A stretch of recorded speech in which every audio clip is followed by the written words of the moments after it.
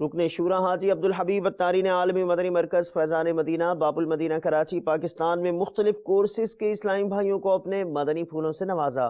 ملاحظہ کیجیے۔ آج کے دور میں کسی کو وقت نکالنا، آپ میں سے کچھ کاروبار چھوڑ کر آئے ہوں گے، کچھ اپنی فیملی چھوڑ کر آئے ہیں، کچھ اپنے دیگر معمولات کو چھوڑ کر آئے ہیں، تکلیف اٹھا کر آئے ہیں، کوئی 63 دن کے لیے آیا، کوئی 30 دن کے لیے آئے۔ اپنی زندگی میں آپ نے بہت بڑا فیصلہ کیا کہ آپ نے اتنے سارے دن راہ خدا میں سنتوں کی سیکھنے کے لیے دیے ہیں، تو اب ان دنوں کا بھرپور استعمال کریں۔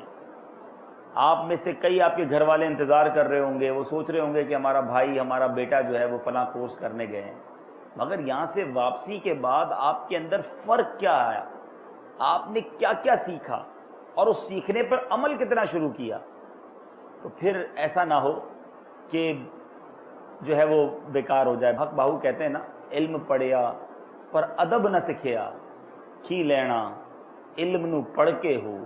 علم بھی سیکھ لیا اور عمل نہ سیکھا، ادب نہ سیکھا۔ اس وقت تک کوئی شخص کامیاب نہیں ہو سکتا جب تک وہ اپنے اس کام سے محبت نہ کرے جو وہ کر رہا ہو۔ یہ ہمیشہ یاد رکھیے گا۔